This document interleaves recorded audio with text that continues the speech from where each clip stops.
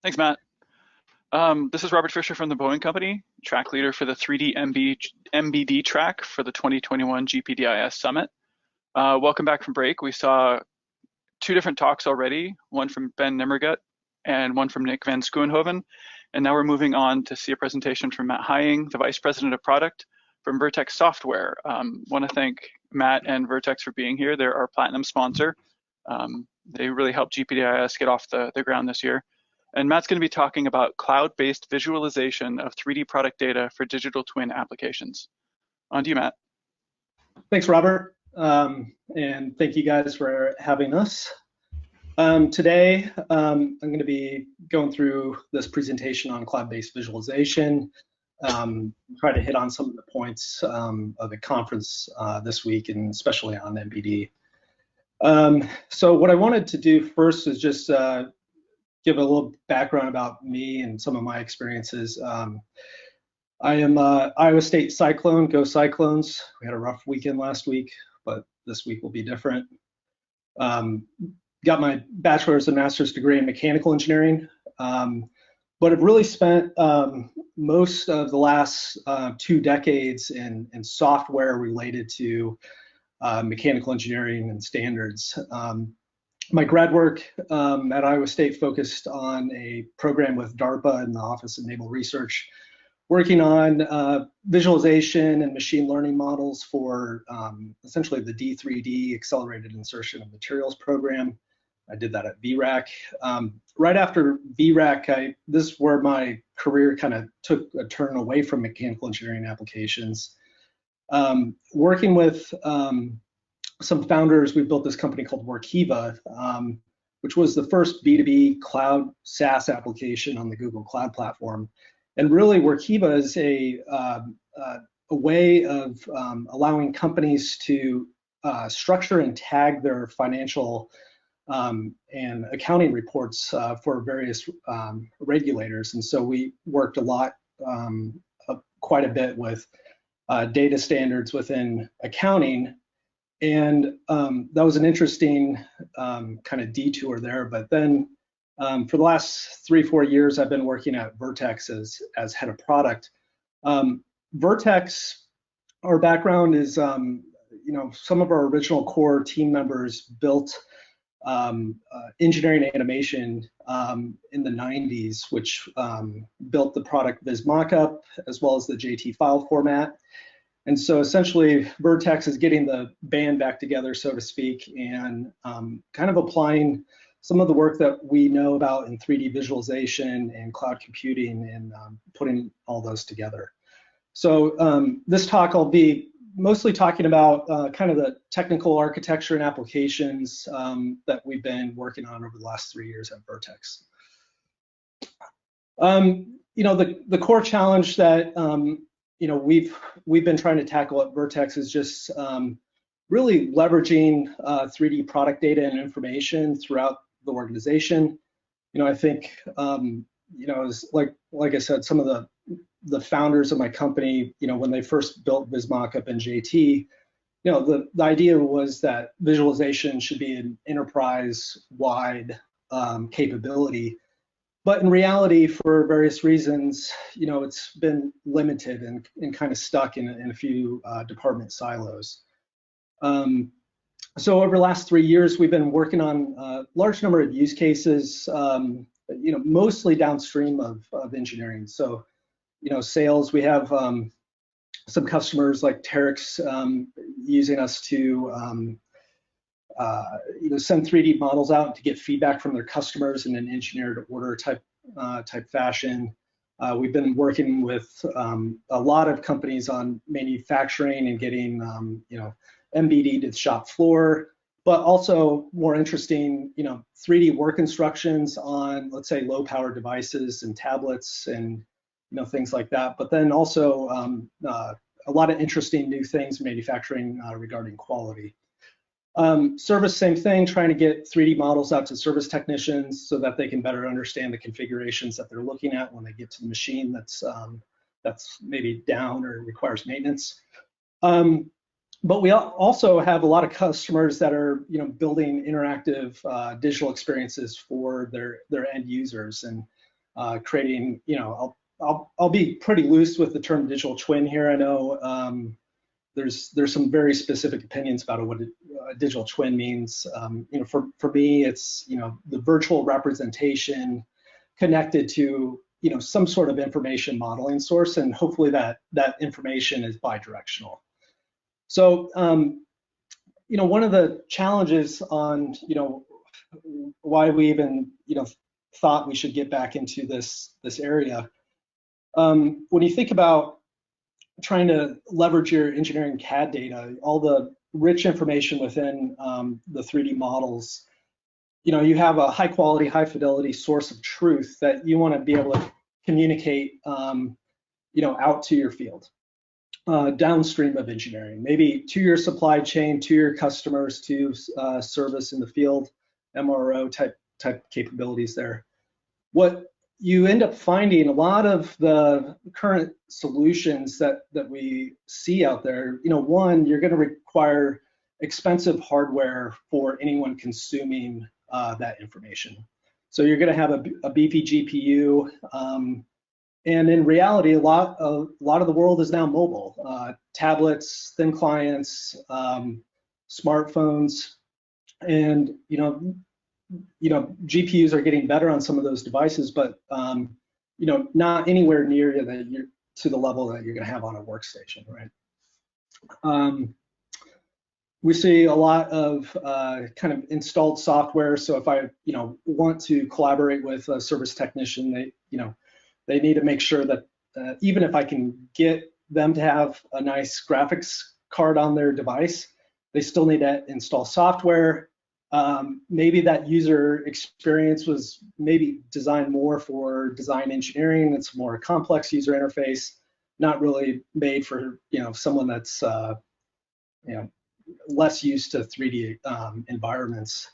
And then the other big challenge is just working with very large file sizes, especially aerospace and defense. You're also dealing with IP sensitive data that you need to share out.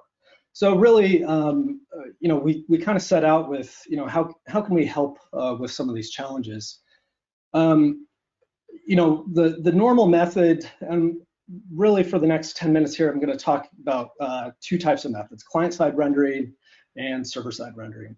So with client-side rendering, that is streaming the asset to the device. So all the 3D geometry that you need to render goes to the device. And so really you need to go through a series of steps to really kind of transform that. So, going from the native CAD file, reducing down to, an exchange intermediary format like GLTF, something like that. And then, maybe even further FBX, type things for, some of the people that we see using Unity and things like that. The more steps that you go through and levels of detail that you reduce down, the poorer fidelity that you're going to have at the end. And it might only be specific for that one use case. You might have had to strip off some information along the way, and you can't really reuse that same information for, let's say, shop floor work instructions as same thing as field work instructions and training and things like that. So, one thing that we see with client-side rendering is just some of the limitations there, streaming assets to device. It's mostly, still in the file-based world. Like, most people that I talk to about this, they're like, well, what's your file type? It's so centric around the file type and less centric around the information and being able to connect to that information. Managing levels of detail, and then, you're using something like OpenGL, Vulkan, WebGL to render on the device. There's performance implications of that, and then also security implications. And how sensitive are your triangles? I asked an aerospace company this question, and it kind of turned into a philosophical debate about what's the minimum set of triangles that something is going to be classified as under ITAR regulation. And the answer is, like, if you can't tell, like, even one triangle is could be sensitive. So That's kind of some of the limitations that we see with conventional client-side rendering. So let's talk about server-side rendering. So we've seen this kind of in the field before. So you're essentially taking the same technology that you'd use to client-side rendering, except you're shifting the workload to the server. And I think like for some models and some data sets, like that's absolutely a requirement. If you're looking at more than just a part, if you're looking at an assembly, like that's at the time that you should start thinking about server-side rendering. What we see the traditional approach here is get a beefy GPU box. So can I go to a cloud provider or even in my own data center and spin up a large GPU box, render everything server-side, and then stream pixels back to the device? Well, yeah, you can do that, and that's definitely one approach. There are some cost implications of that. Those beefy GPUs are expensive. I would say like you're mostly single-threaded, where every new user that wants to see the same configuration, you're essentially spinning up a new GPU for each one of them. And then of course, locking down and securing those streams, depending on the method there. And then, like I said, scalability. And let me go back quick to costs. What's interesting in the gaming world is, some of the new cloud gaming environments have started to go this way. So, I think Microsoft, Google, Amazon all have these concepts of spinning up these GPUs. Microsoft also has a service for Azure Remote Rendering. It's $24 an hour per user to use that service. So you're kind of limited at that point to some of the applications that you can build with that. So this is kind of where, what we set out to do at Vertex was, think, well, we need to do server-side rendering to get away from some of these, expensive hardware issues, file transfer. At the same time, we don't necessarily want to be as expensive as some of these GPU boxes. So like, what can we do about that? So what we came up with was essentially CPU-based server-side rendering. So in order to do that, we really had to look at, what I would say is the data model on a cloud architecture. So if you think about the GPU-based rendering as being a what we would call a vertical scaling solution. So larger assembly, larger GPU, I get a larger box. That was roughly what we would call vertical scaling there.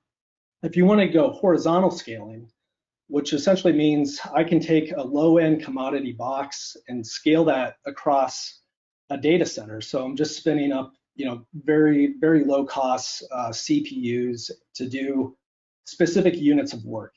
And no matter how large the assembly or how many users are on the system, I can just continue to fan out. Well, if you want to go that route, you need to think about a few considerations. And one of those is, how can I ensure that each of those boxes is doing, the least amount of work possible, so that I can, continue to fan out logically.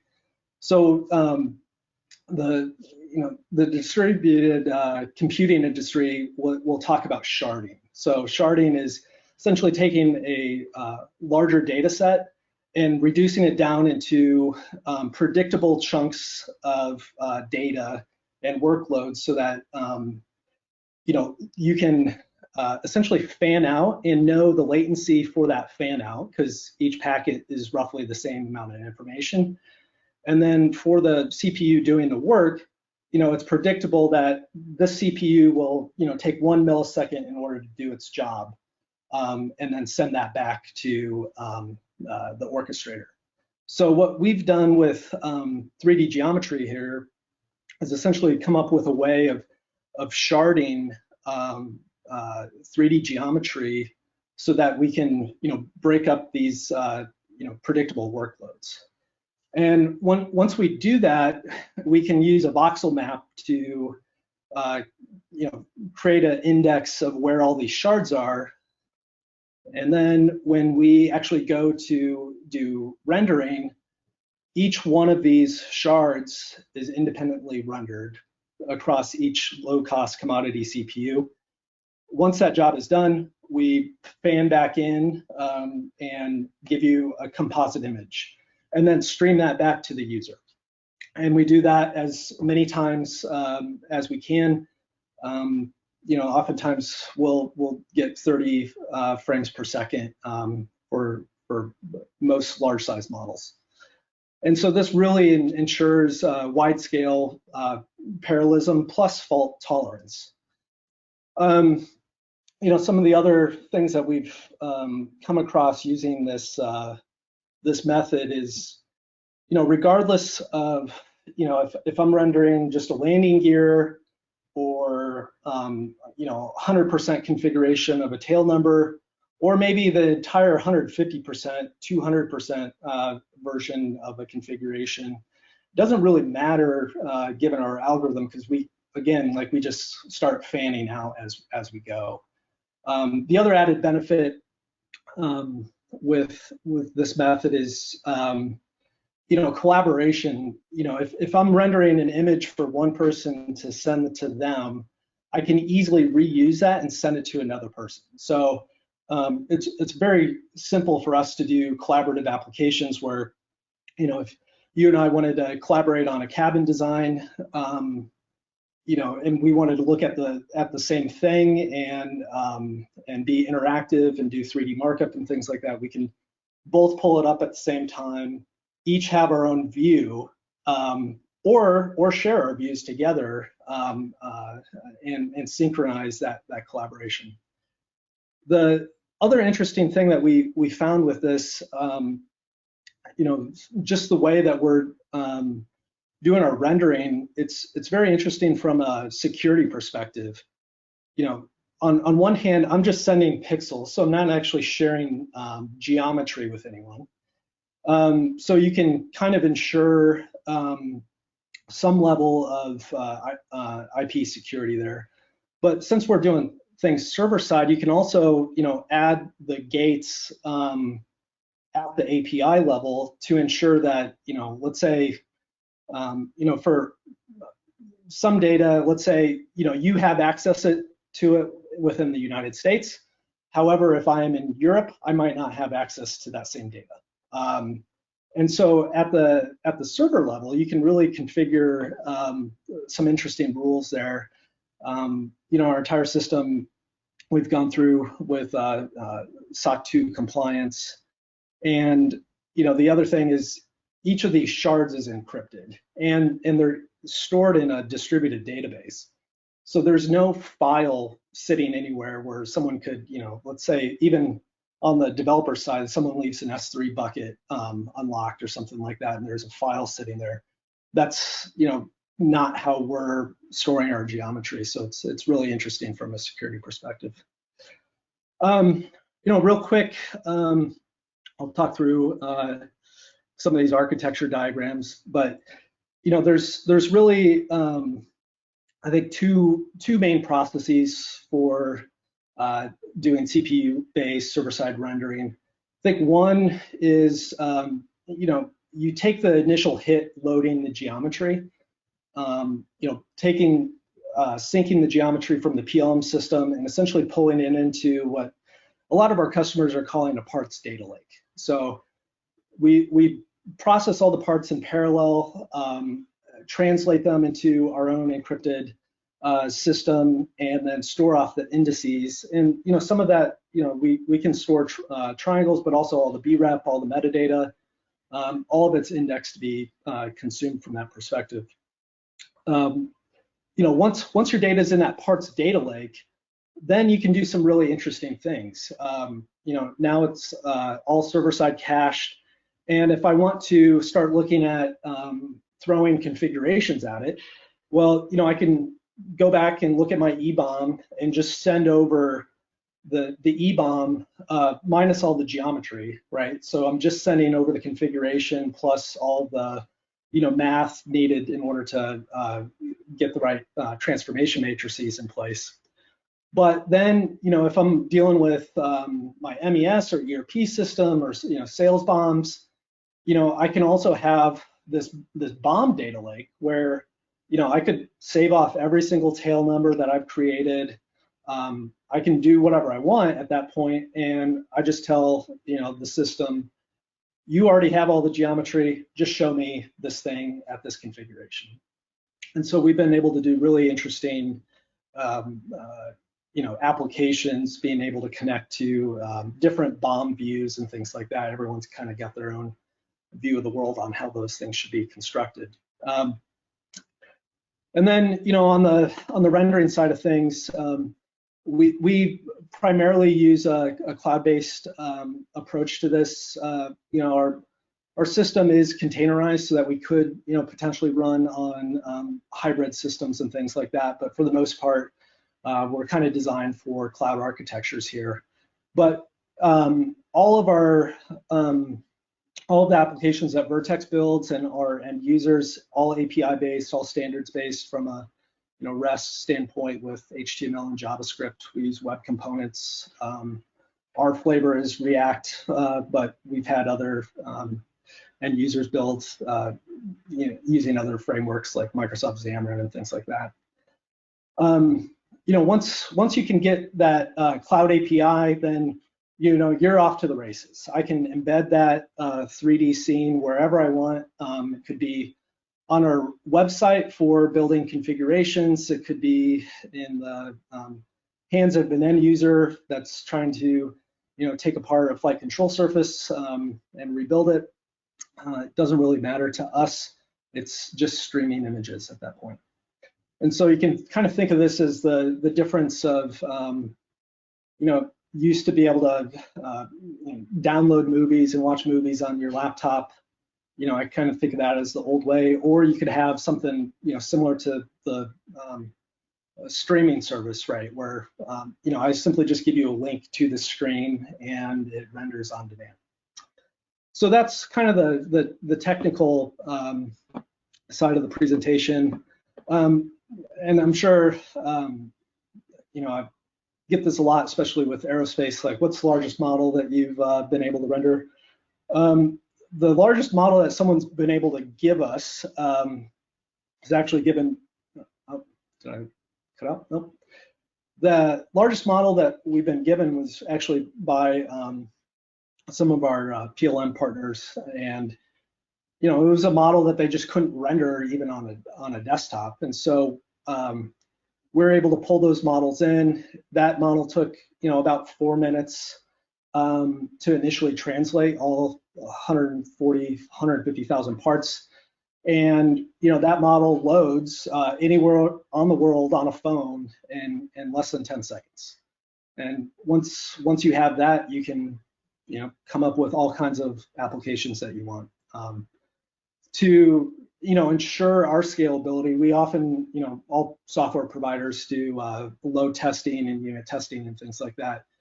But this model we use for our load testing, regularly test with 1,500 users, billions and billions of parts, and so that we can ensure performance. So on the kind of application side of things. So let's say once you can get 3D anywhere you want, what could you do with it? A lot of, I would say use cases that we come across, it's a mix of, I have this virtual representation of a specific serial number or a configuration work order number that I want to connect to a separate information system. So, for example, we have a couple customers using us for electronic work instructions, and that's also work instructions from a training perspective. We're working with an auto manufacturer, and during COVID, they said, well, we can't fly any of our technicians to Detroit anymore to do training. Like what are we going to do? So they're coming up with different virtual training options, and one thing that we came up with was a way to kind of create their 3D curriculum using their actual engineering data and allowing them to create work instructions for training purposes.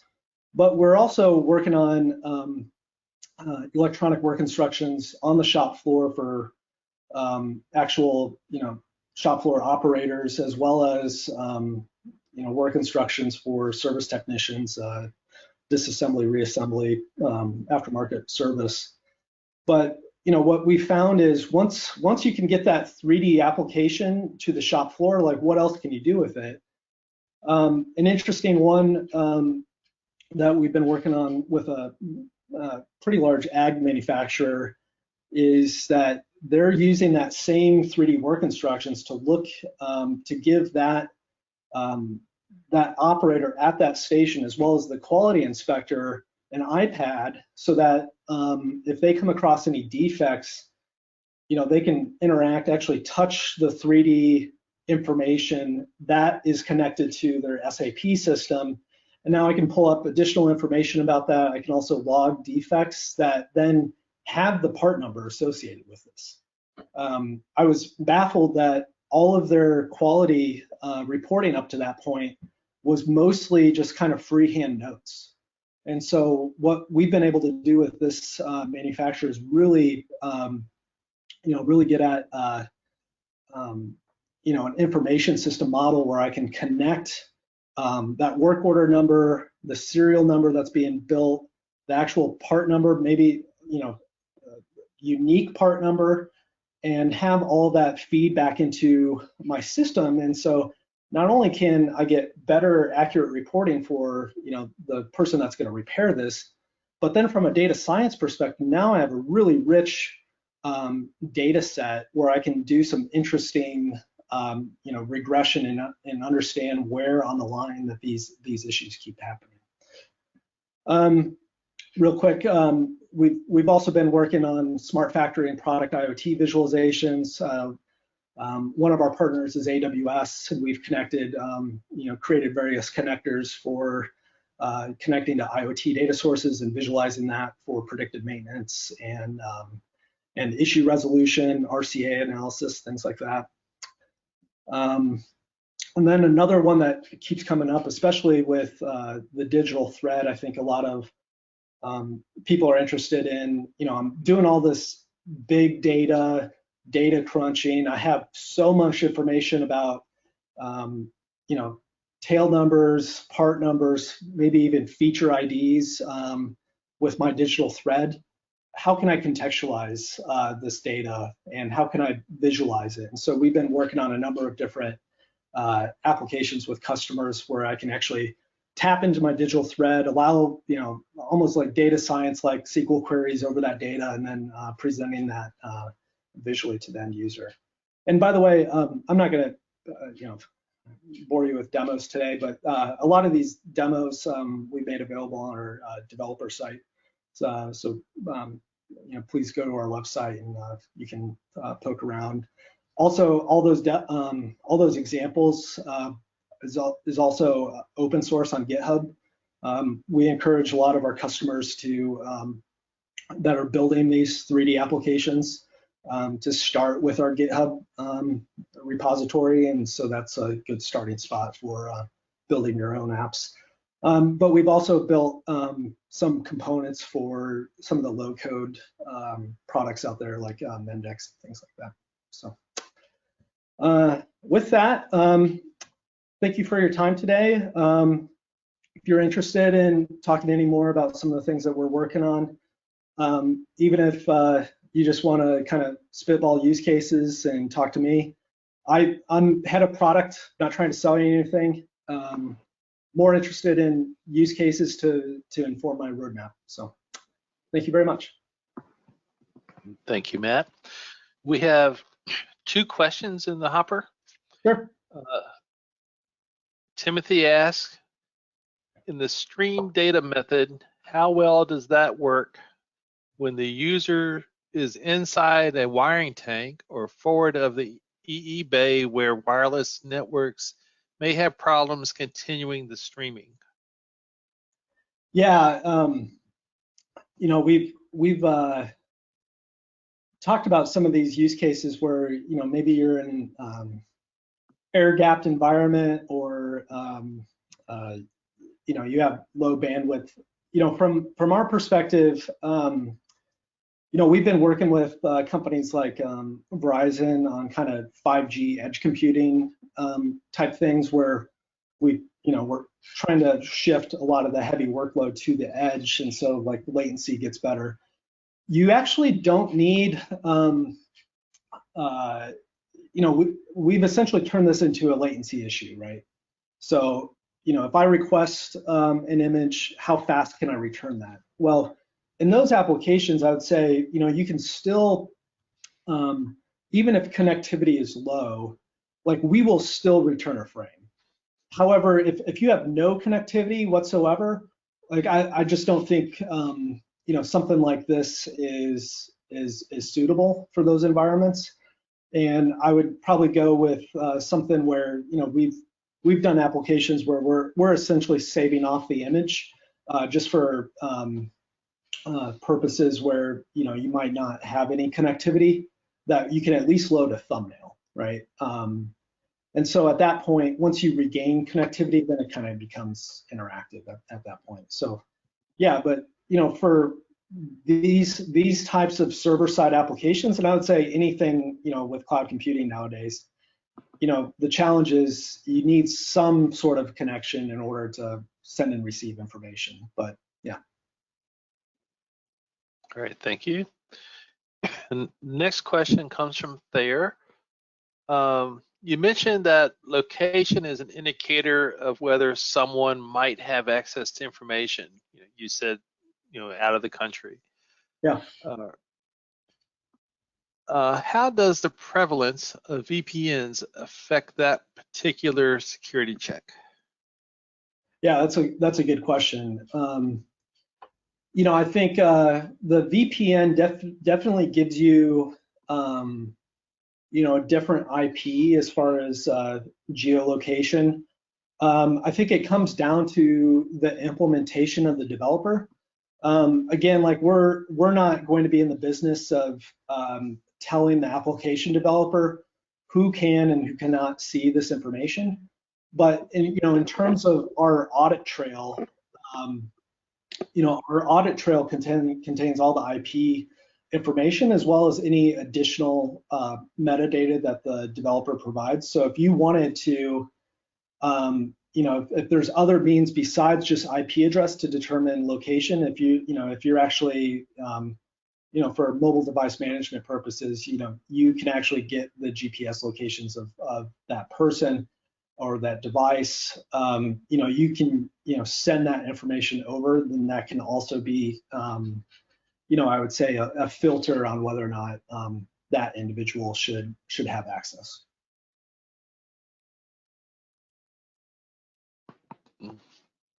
Thank you.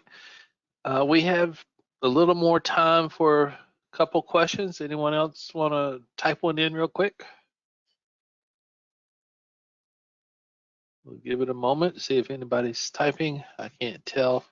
So without more questions, Matt, I appreciate you spending the time with us and going through the process of putting this presentation together and all the things you had to do to be able to present here. Appreciate all that. Yeah, thank you. Anyone? Thank you, Robert. Thank you, Cheryl and Kenny. Really appreciate being here.